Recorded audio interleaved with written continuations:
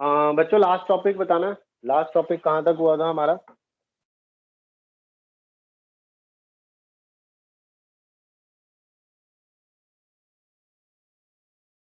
Anyone student?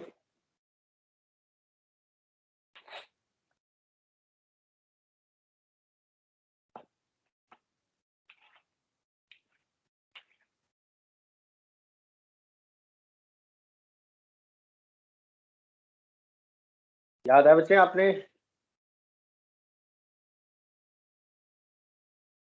I think so. Reflecting telescope कर रहे थे हम लोग, उसमें कैसीग्रेन टेलीस्कोप किया था।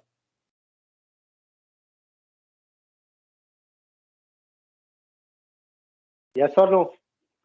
एम आई ऑडिबल ना?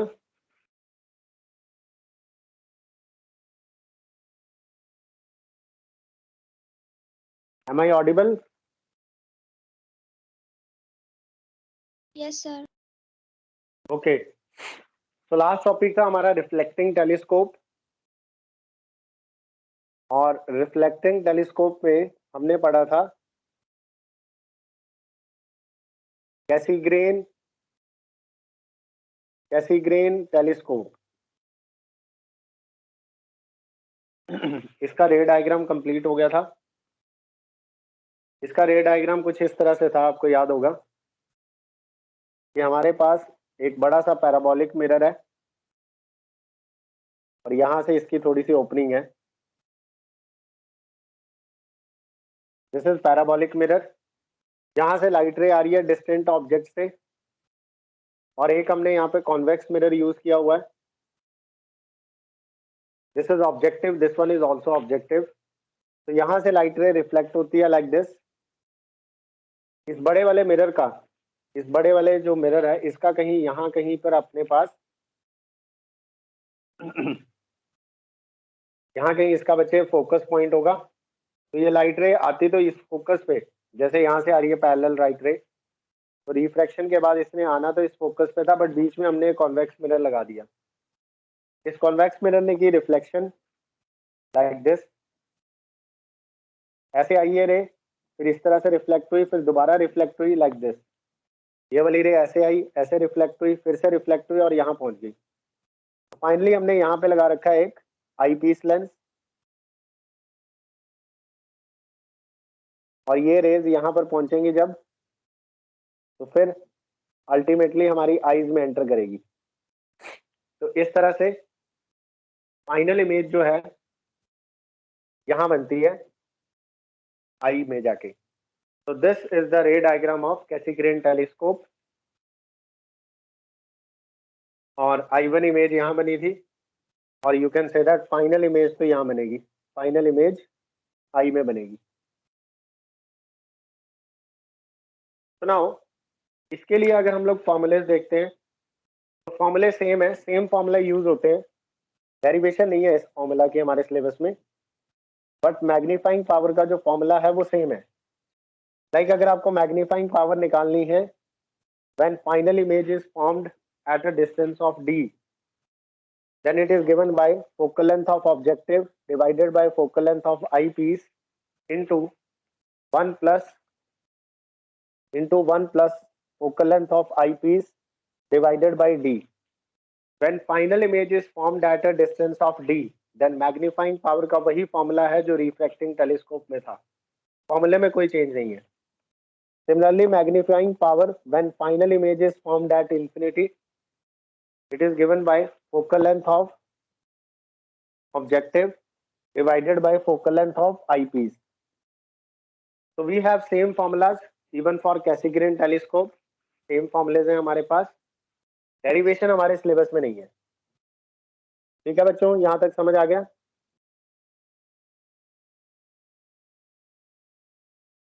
डेरिवेशन सिलेबस में नहीं है, फॉर्मूले सेम है। और ये रे डायग्राम है। इसके बेनिफिट्स मैंने आपको लास्ट टाइम बताए थे। क्योंकि ये मिरर है तो इसको मैन्युफैक्चर करना भी इजी है, और मिरर में हम लोग सफेरिकल एबरेशन भी रिमूव कर चुके हैं by using parabolic mirror. And also इसकी कॉस्ट भी कम बैठती है, क्योंकि बड़ा लेंस बनाना और बड़ा मिरर बनाना, दोनों में मिरर बनाना ज़्यादा इजी है। क्योंकि मिरर एक सिंगल सरफेस है और लेंस में पूरा का पूरा मटेरियल है, पूरा ग्लास मटेरियल है, तो वो बहुत हैवी होता है, उसको मैकेनिकल सपोर्ट प्रोवाइड करना भी मुश्किल है। लेकिन मिरर में ये सारी चीज़ें जो है ईजी रहती हैं, तो that is why it is more preferred. जो रिफ्लेक्टिंग टाइप का टेलीस्कोप है इसको ज़्यादा प्रेफर करते हैं comparatively because of its advantages.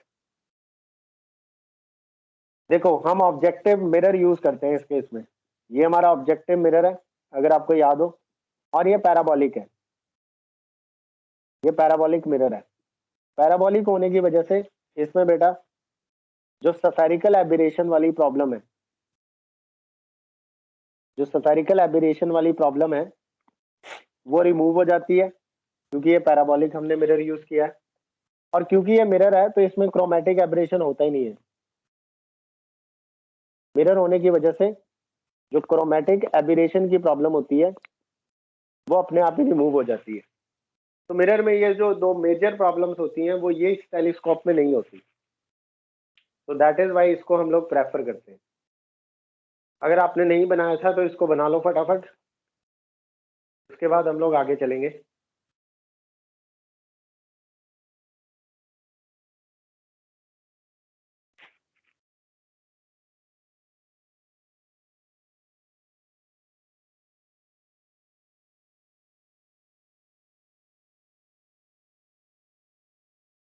This one is eyepiece lens.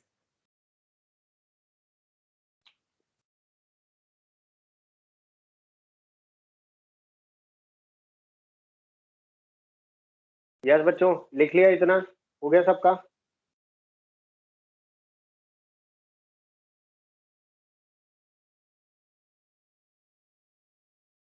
Yes. Okay, अब ध्यान से सुनना, एक और बात है यहाँ पे बेटे, ये जो ऑब्जेक्टिव मिरर है इसे हम लोग कहते हैं प्राइमरी ऑब्जेक्टिव मिरर। ये वाला जो ऑब्जेक्टिव मिरर है ये प्राइमरी ऑब्जेक्टिव मिरर है। और जो यहाँ हमने कॉन्वेक्स मिरर यूज कर रखा है ये कॉनकेव टाइप का होता है, ये ध्यान रखना।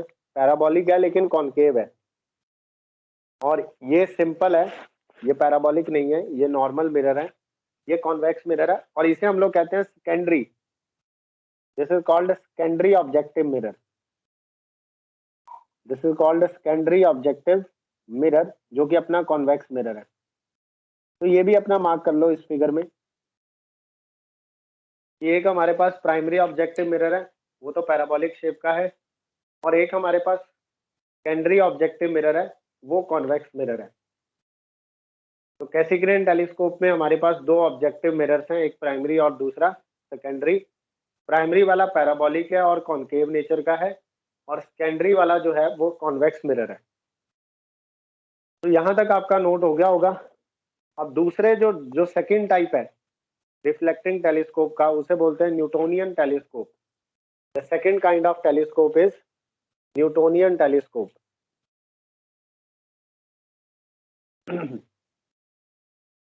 याद रखना, टेलीस्कोप की मैग्नीफाइंग पावर के फॉर्मूलेज रिफ्लेक्टिंग टाइप टेलीस्कोप में भी वही चलेंगे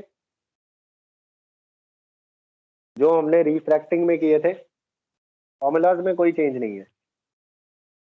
जो सेकंड टाइप का अपने पास रिफ्लेक्टिंग टेलीस्कोप है that is Newtonian telescope. Now दूसरे वाला,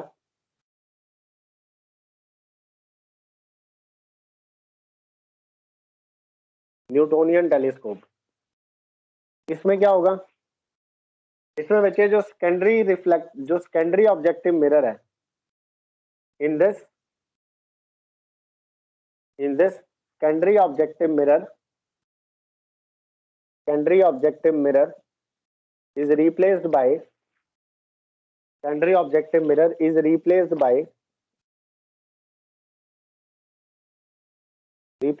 प्लेन मिरर। हम लोग एक प्लेन मिरर से रिप्लेस कर देते हैं, या कई बार प्रिज्म भी यूज कर लेते हैं, डिपेंड करता है अलग अलग कंडीशंस में, बट अभी के लिए हम लोग प्लेन मिरर लेंगे। तो न्यूटोनियन टेलीस्कोप में जो हमारा सेकेंडरी ऑब्जेक्टिव मिरर था कॉन्वेक्स मिरर, उसको रिप्लेस कर देते हैं हम लोग एक प्लेन मिरर से। Number 1 point. Second point is जो प्लेन मिरर है उसको हम लोग 45 डिग्री पे रखते हैं। Plane mirror is inclined at an angle of 45 degree. इस केस में 45 डिग्री पे उसको इंक्लाइन रखते हैं न्यूटोनियन टेलीस्कोप में। और तीसरी बात, अगर हम बोले मैग्नीफाइंग पावर का कोई फॉर्मूला है तो हमारे पास कोई फॉर्मूला नहीं है। No formula is in our syllabus. तो न्यूटोनियन टेलीस्कोप के कोई भी फॉर्मूलेज हमारे सिलेबस में नहीं है। मतलब कि जो न्यूमेरिकल प्रॉब्लम्स आएंगी वो रिफ्लेक्टिंग टेलीस्कोप के फॉर्मूलाज के बेसिस पर ही आएंगी। तो आओ इसका रे डायग्राम बनाते हैं। सिर्फ रे डायग्राम है हमारे सिलेबस में। जो दो मेन पॉइंट्स है वो मैंने बता दिए। इसमें जो सेकेंडरी ऑब्जेक्टिव मिरर होता है ना कैसीग्रेन टेलीस्कोप में, उसको रिप्लेस करके एक प्लेन मिरर लगा देंगे और उस प्लेन मिरर को 45 डिग्री एंगल पे रखेंगे। लिख लिया होगा आपने ये। तो बच्चे बनाते हैं रे डायग्राम न्यूटोनियन टेलीस्कोप का।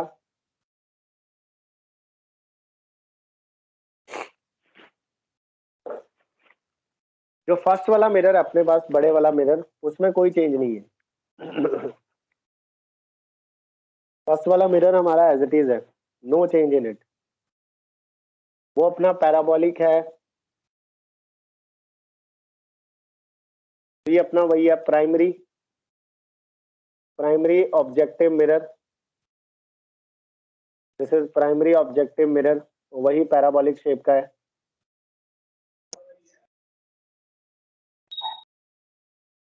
नाउ ये इसका प्रिंसिपल एक्सिस है, यहाँ कहीं बच्चे इसका फोकस है। अब जो रेज आ रही है इन्फिनिटी से, डिस्टेंट ऑब्जेक्ट से पैरेलल आ रही है like this.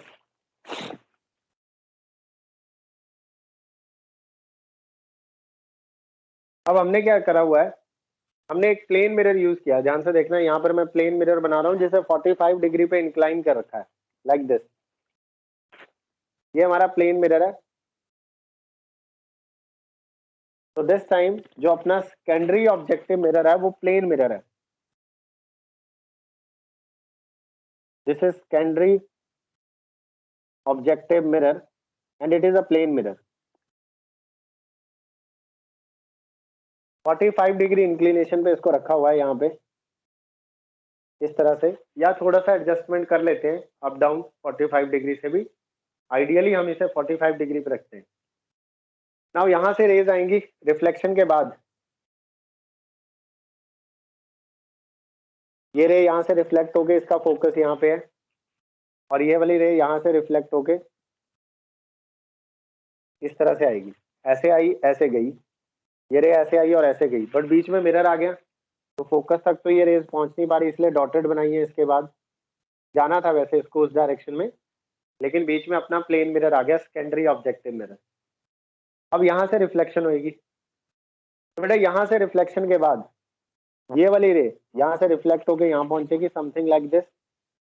Using laws of reflection आप यहाँ पे नॉर्मल बनाओ, जितने एंगल पे आई उतने एंगल से रिफ्लेक्ट होके चलेगी। उसके बाद ये वाली रे भी आई ऐसे, यहाँ पर भी अगर आप नॉर्मल बनाओगे तो थोड़ी रिफ्लेक्शन हो जाएगी लाइक दिस। और इसके बाद हमारा ऑब्जेक्टिव आईपीस लेंस यहाँ बना है। इस बार यहाँ है हमारा आईपीस लेंस, और यहाँ से हमारी रेज जो आती हैं फिर वो हमारी आईज तक पहुंच जाएंगी। तो यहाँ अपनी आई है, तो फाइनल इमेज यहाँ बनेगी। तो this is our eyepiece lens. तो ये इसका रे डायग्राम है। बस इसमें ये ध्यान रखना कि ये जो मिरर है हमारा, जो हम पहले कॉन्वेक्स मिरर यूज कर रहे थे, उसकी जगह अब की बार हमने प्लेन मिरर यूज किया है। तो दिस इज न्यूटोनियन टेलीस्कोप। फर्क सिर्फ इतना ही है कि सेकेंडरी ऑब्जेक्टिव मिरर को रिप्लेस करके एक प्लेन मिरर लगा दिया उसकी जगह, कॉन्वेक्स की जगह। क्लियर है बच्चों? यस और नो? क्लियर है सबको?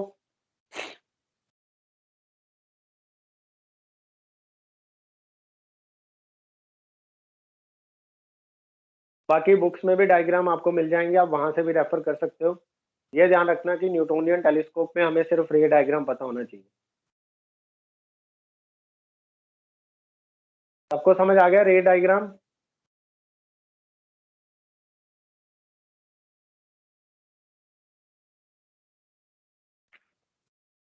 यस और नो, कुछ रिस्पॉन्स तो करो। क्लियर है सबको?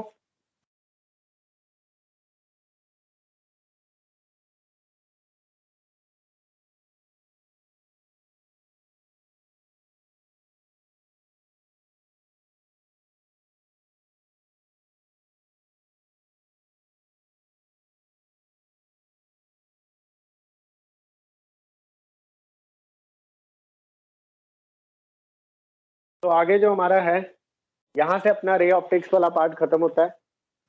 रे ऑप्टिक्स के बाद जो नेक्स्ट पोर्शन है हमारा, दैट इज वेव ऑप्टिक्स।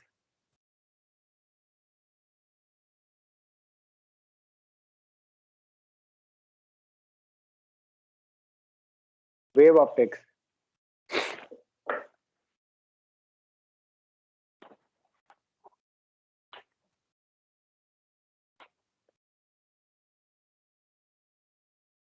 तो new chapter is wave optics.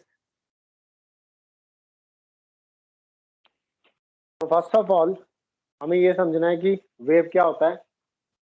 तो वेव के लिए लिखो, wave is phenomenon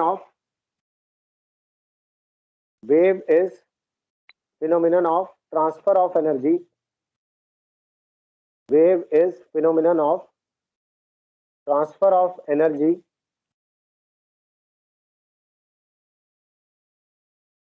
from one point in space to another point. From one point in space to another point. इसे बच्चे wave कहते हैं। From one point in space to another point, this is called wave. ऐसा माना जाता है कि light का डबल नेचर है, light is of dual nature. अभी आज के टाइम की मैं बात कर रहा हूं। Light has dual character, light has dual nature, that is, इसका मतलब यह है लाइट बिहेव्स लाइक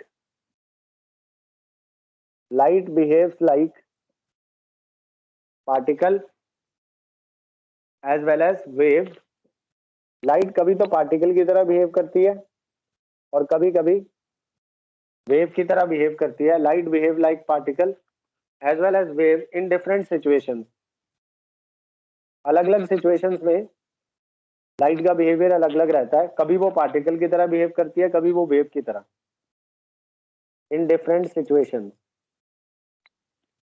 तो लाइट का डबल नेचर है।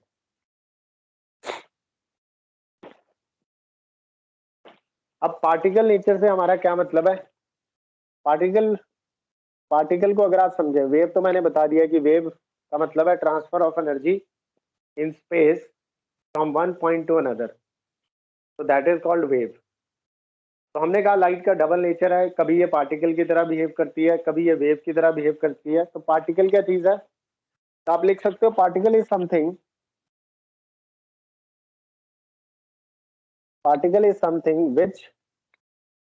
which obeys Newton's laws of motion, which obeys Newton's laws of motion.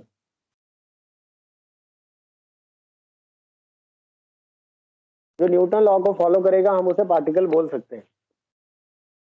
तो लाइट को भी एक तरह से पार्टिकल की तरह डील किया जा सकता है। अब इसको और अच्छे से समझना है तो हमें हिस्ट्री में जाना पड़ेगा।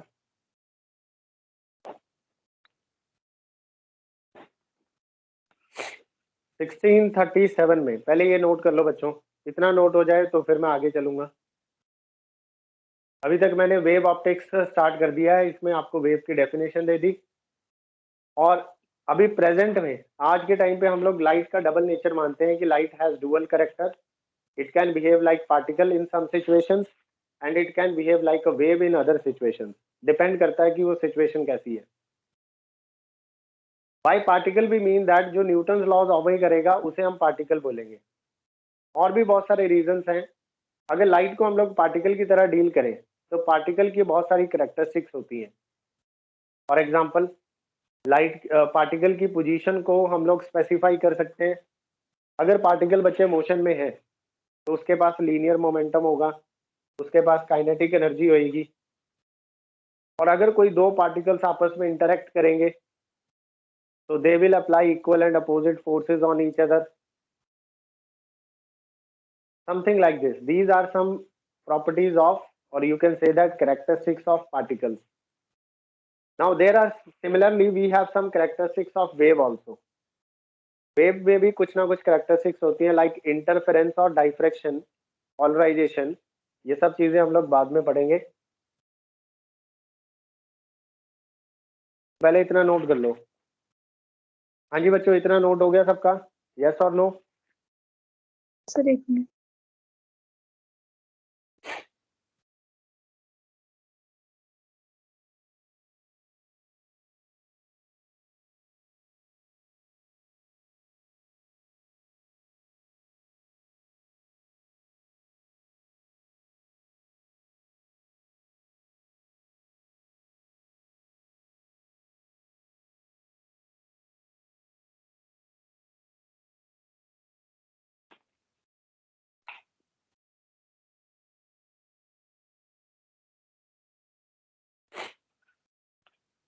Done sir. ओके, अभी हम लोग पहले तो थोड़ा हिस्ट्री में जाएंगे सो दैट कि थोड़ा आपको आइडिया रहे, एक स्टोरी सी है कि किस तरह से यहाँ तक पहुंचे। फिर हम लोग अपना main portion, main content start करेंगे वेव ऑप्टिक्स का।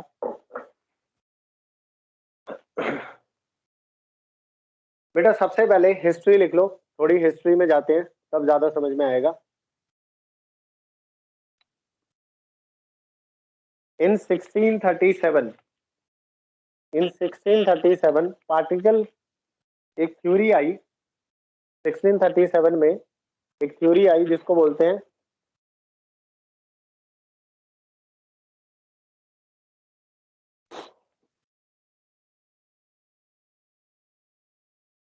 कॉर्पस्कल्स थ्योरी, कॉर्पस्कल्स मॉडल ऑफ लाइट। मतलब उसने ये कहा कि लाइट जो है, लाइट को उसने पार्टिकल की तरह दे दिया, इसको हम लोग पार्टिकल मॉडल भी कह सकते हैं। 1637 में एक पार्टिकल मॉडल ऑफ लाइट आया। ये मॉडल जो है particle of model of light given by Newton, Newton ने ही दिया था ये। इसलिए मैंने कहा कि पार्टिकल से हमारा मतलब है जो न्यूटन लॉ फॉलो करे, गिवन बाय न्यूटन 1637 में।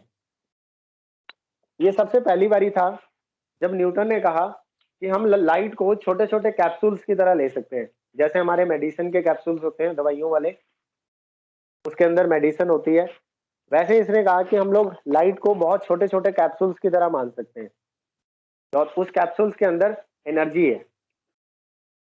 तो न्यूटन ने तो ये कॉन्सेप्ट दिया कि हम लाइट को पार्टिकल्स की तरह ले सकते हैं, like a tiny capsules of energy. ये सबसे पहले थ्योरी आई। अब इस थ्योरी ने काफी एक्सप्लेनेशन दी और सबने एक्सेप्ट भी कर लिया इस थ्योरी को न्यूटन की, क्योंकि इसने कहा कि रिफ्लेक्शन क्यों होती है, क्योंकि जब कोई सरफेस आता है तो वो लाइट का पार्टिकल है, उस सरफेस से कॉलिजन करता है, इलास्टिक कॉलिजन, और इलास्टिक कॉलिजन के बाद वो रिफ्लेक्ट हो जाता है। तो रिफ्लेक्शन फिनोमिनन को इसने एक्सप्लेन किया, रिफ्रैक्शन को भी इसने एक्सप्लेन किया, वो थोड़ा मैं इसके बारे में भी आपको बताऊंगा अलग से। पर अभी मैं हिस्ट्री में जा रहा हूँ कि सबसे पहले ये मॉडल आया और तब एक्सेप्टेंस हुई पार्टिकल नेचर ऑफ लाइट की।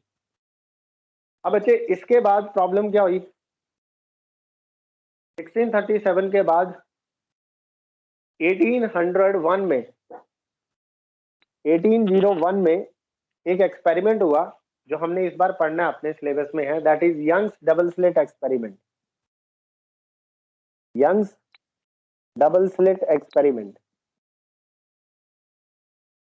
अच्छा नहीं, इससे पहले 1801 से पहले एक चीज और है बच्चे। हाँ ठीक है, यंग डबल स्लिट एक्सपेरिमेंट हुआ। Young double slit experiment to demonstrate interference of light. ये जो टॉपिक्स, ये जो वर्ड मैं यूज कर रहा हूँ, इंटरफेरेंस ऑफ लाइट, ये सारे हमने इसी चैप्टर में पढ़ने हैं। तो बेसिकली 1801 में यंग डबल स्लिट एक्सपेरिमेंट ने लाइट के वेव नेचर के बारे में बताया, या उसने वेव नेचर वाली जो थ्योरी है उसको सपोर्ट किया, वेव नेचर ऑफ लाइट। क्योंकि ये जो फिनोमिनन है इंटरफेरेंस ऑफ लाइट, इसे हम लोग पार्टिकल नेचर को लेके एक्सप्लेन नहीं कर सकते। इसके लिए, इस फिनोमिनन को एक्सप्लेन करने के लिए हमें लाइट को एज अ वेव लेना पड़ेगा। फिर वही बड़ा क्वेश्चन कि लाइट को हम लोग पार्टिकल की तरह लें या लाइट को हम लोग वेव की तरह लें। ये बड़ी प्रॉब्लम्स आ रही थी अभी तक, क्योंकि पहले पार्टिकल मॉडल आया, उसके बाद 1801 में यंग डबल स्लिट एक्सपेरिमेंट हुआ इंटरफेरेंस ऑफ लाइट को लेके, तो उसने वेव नेचर ऑफ लाइट को एक्सप्लेन किया। इसके बाद अभी भी कहानी हटी नहीं। फिर 1850s के अराउंड 1850 में एक एक्सपेरिमेंट हुआ, फोकाल्ट्स एक्सपेरिमेंट।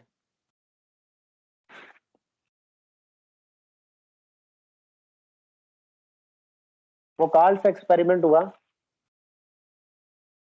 फोकाल्ट्स एक्सपेरिमेंट में उसने बताया कि स्पीड ऑफ, इस एक्सपेरिमेंट में उसने बताया कि speed of light in water is less than speed of light in air।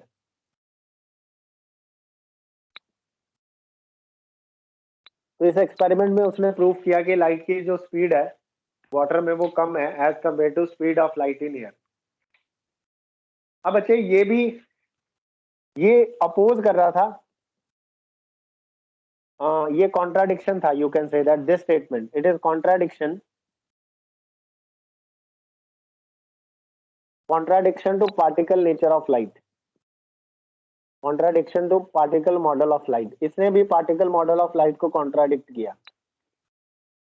ऐसा इसलिए बेटा, पार्टिकल मॉडल कहता था कि डेंसर मीडियम में लाइट की स्पीड ज्यादा है और रेयर मीडियम में लाइट की स्पीड कम है। ऐसा पार्टिकल मॉडल कहता है लाइट का, speed of light is greater in denser medium as compare to rare medium. पर फोकाल्ट्स एक्सपेरिमेंट ने ये प्रूव कर दिया कि डेंसर मीडियम में लाइट की स्पीड कम है। तो ये भी कॉन्ट्राडिक्शन है पार्टिकल मॉडल ऑफ लाइट की। 1801 में यंग डबल स्लिट ने कॉन्ट्राडिक्ट किया, 1850 में फोकाल्ट्स एक्सपेरिमेंट ने इस मॉडल को कॉन्ट्राडिक्ट किया। तब सब समझने लग गए कि हो सकता है कि इस मॉडल में कुछ गड़बड़ है। सब ये समझे, क्योंकि बेटा ये जो है ना वेव नेचर ऑफ लाइट, इसने वो सारी चीजें एक्सप्लेन की हैं जो ये एक्सप्लेन कर रहा है। इसने रिफ्लेक्शन फिनोमिनन को एक्सप्लेन किया, इसने रिफ्रैक्शन को एक्सप्लेन किया। या ये जो वेव नेचर ऑफ लाइट है, it can explain reflection, it can explain refraction, it can also explain many more phenomenons of light like interference of light etcetera. ये सारी चीजें हमने इस चैप्टर में पढ़ ली है। और फोकाल्ट्स एक्सपेरिमेंट के बाद और इस एक्सपेरिमेंट के बाद इस मॉडल को गलत मानना स्टार्ट कर दिया। ये जो पार्टिकल नेचर ऑफ लाइट है ये सही बात नहीं है, एग्जैक्टली लाइट एक वेव की तरह है। फिर वही क्वेश्चन आ गया, अब सबने एक्सेप्टेंस कर ली कि लाइट जो है वो वेव नेचर की तरह है। देखो ध्यान से समझो हिस्ट्री को, पहले सब मानते थे कि लाइट पार्टिकल नेचर की है। फिर एक्सपेरिमेंटल रिजल्ट्स के बाद सबने ये मानना शुरू कर दिया कि पार्टिकल मॉडल गलत है और लाइट का नेचर वेव नेचर है, लाइट का नेचर वेव नेचर है। उसके बाद 1860 में मैक्सवेल ने भी लाइट की स्पीड को करेक्टली, हमने पढ़ाई है इलेक्ट्रोमैग्नेटिक वेव में, उसने बताया ना मैक्सवेल ने कि लाइट की speed 1 divided by under root of mu 0 epsilon 0 होती है, ये उसने बताया। तो 1860s में मैक्सवेल भी आया, उसने भी लाइट की स्पीड को करेक्टली प्रेडिक्ट किया। तो ये सारे एक्सपेरिमेंटल रिजल्ट्स ने पार्टिकल मॉडल को फेल कर दिया, जो न्यूटन का पार्टिकल मॉडल था। तो फिर हम विश्वास करने लग गए कि लाइट का नेचर वेव जैसा है। फिर एक बहुत बड़ा फिनोमिनन हुआ 1900 में, 1900 के आसपास या 1905 में। 1905 में फोटो इलेक्ट्रिक इफेक्ट वाला फिनोमिना हुआ, photo electric effect. Photo electric effect को एक्सप्लेन किया, एक्सप्लेन बाय आइंस्टाइन।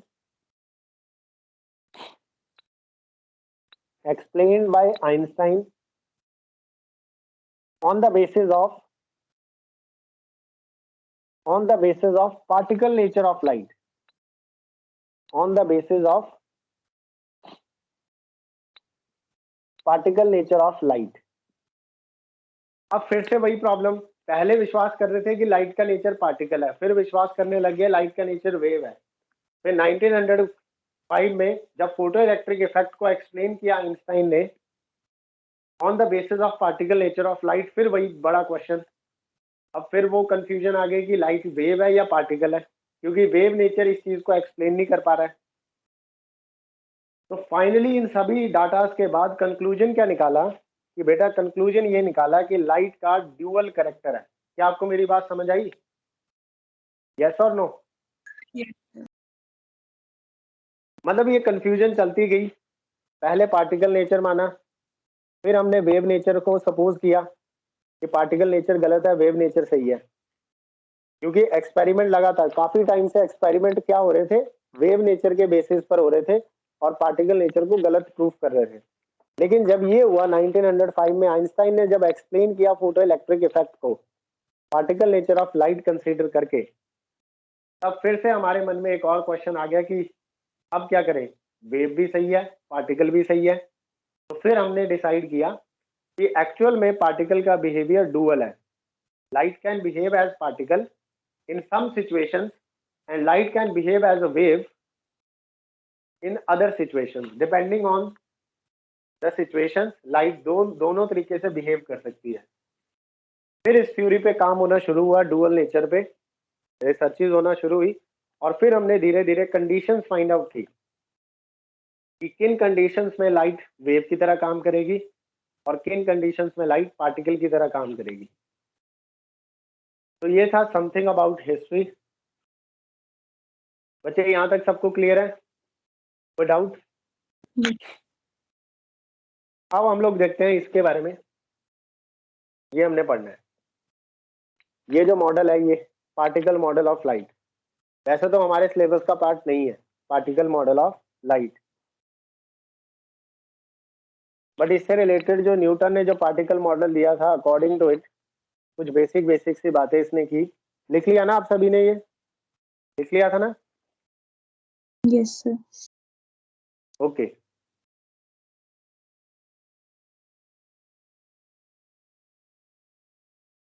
तो अपने वेव ऑप्टिक्स का मेन कंटेंट शुरू करने से पहले हेडिंग लगा दो।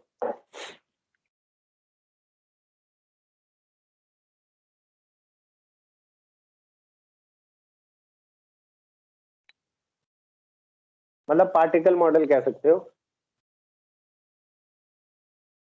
Particle model of light. अब इसके मैं कुछ बेसिक से पॉइंट्स आपको लिखवा दूं ताकि थोड़ा आइडिया हो जाए। ये कहता है कि जो सोर्स ऑफ लाइट है, according to this model, source of light emits capsules of light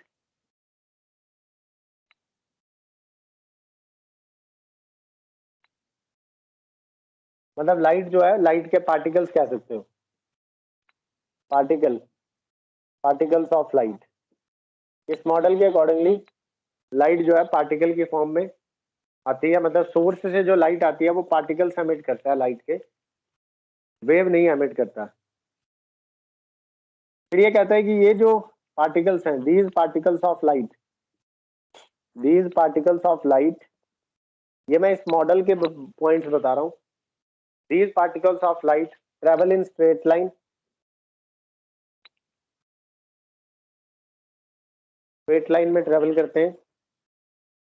when there is no net force on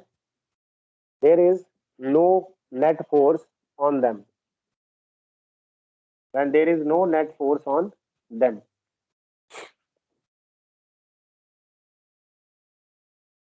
फिर इसने बोला रिफ्लेक्शन कैसे होती है। इसने कहा reflection of light occurs when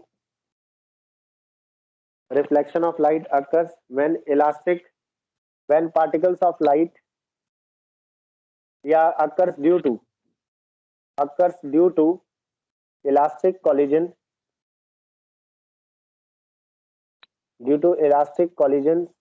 of particles of light या light particles, elastic collision of light particles with the surface on which it is incident, with the surface on which it is incident. मतलब ऐसे समझो, जैसे मान लो ये surface है और ये हमारा सोर्स ऑफ लाइट है, तो हम यहाँ से जो लाइट आ रही है ना, वो वेव फॉर्म में नहीं बल्कि लाइट जो है पार्टिकल्स की फॉर्म में आ रही है, समथिंग लाइक दिस। और ये पार्टिकल्स इस सरफेस के साथ इलास्टिक कॉलिजन करते हैं और इलास्टिक कॉलिजन के बाद ये रिफ्लेक्ट हो जाते हैं। तो इसने कहा इसलिए लाइट रिफ्लेक्ट होती है, जैसे कि कोई पार्टिकल किसी सरफेस से टकरा के रिफ्लेक्ट होता है। तो उन्होंने कहा कि यहाँ पर होती है इलास्टिक कॉलिजन, इस तरह से एक्सप्लेन किया। बेटा इलास्टिक कॉलिजन है तो काइनेटिक एनर्जी कंजर्व्ड रहती है, इसलिए हमने कहा कि लाइट ने अपनी एनर्जी नहीं छोड़ी। ये सारी चीजें एक्सप्लेन कर पा रहा था ये वाला मॉडल कि लाइट को हमने पार्टिकल की तरह लिया। नंबर 4 पॉइंट, इसने रिफ्रैक्शन को भी एक्सप्लेन किया।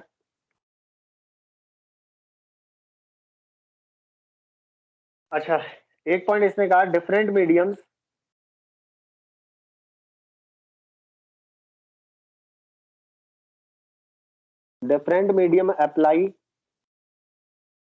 apply different forces on light particles. Different medium apply different forces on light particles. ये किसका मेन पॉइंट था कि अलग अलग मीडियम अलग अलग टाइप की फोर्सेस लगाते हैं लाइट पार्टिकल्स के ऊपर। अभी तक यहाँ पे इस पार्टिकल के ऊपर जो फोर्स लग रही है वो सेम लग रही है क्योंकि मीडियम चेंज नहीं हो रहा अकॉर्डिंग टू दिस मॉडल। अगर ये लाइट पार्टिकल किसी दूसरे मीडियम में एंटर करेगा तो इस पे फोर्स अलग तरह से लगेगी, और इसी कॉन्सेप्ट पे बेसिस पे उसने रिफ्रैक्शन को एक्सप्लेन किया था न्यूटन ने। ये मॉडल न्यूटन ने दिया था। अब उसने कहा कि जैसे ही during the time of changing medium, जब लाइट अपना मीडियम चेंज कर रही होती है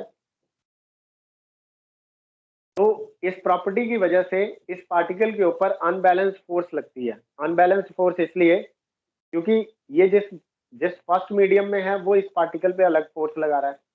now it is entering into the second medium, तो during that time second medium इसके ऊपर एक अलग अमाउंट ऑफ फोर्स लगाता है। तो क्योंकि दोनों फोर्सेस अनइक्वल हैं, अनबैलेंस हैं, इसीलिए लाइट जो अपनी डायरेक्शन चेंज कर लेती है और बेंड हो जाती है अपने पाथ से। इसने इस तरह से रिफ्रैक्शन को एक्सप्लेन किया था। खैर हमें ज्यादा डीप जाने की जरूरत नहीं है। और एक बच्चे इसका एक और पॉइंट लिख लो, इस मॉडल के accordingly speed of light in denser medium is greater than speed of light in rarer medium, जिसे फोकाल्स एक्सपेरिमेंट ने गलत प्रूफ किया।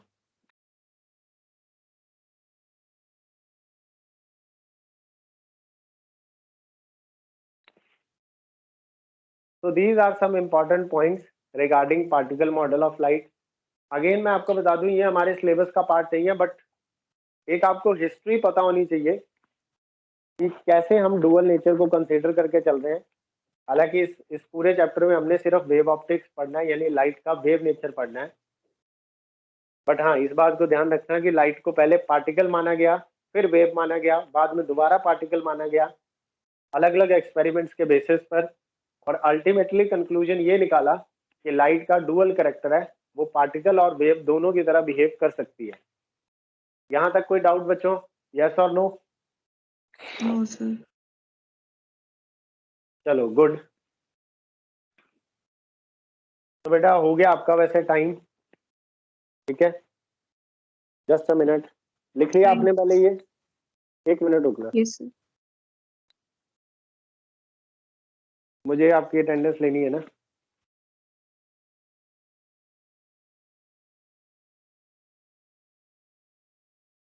तो अब हम लोग अपनी नेक्स्ट क्लास से शुरू करेंगे प्रॉपरली कि एग्जैक्टली पार्टिकल मॉडल क्या चीज़ है, सॉरी वेव ऑप्टिक्स को स्टार्ट करेंगे।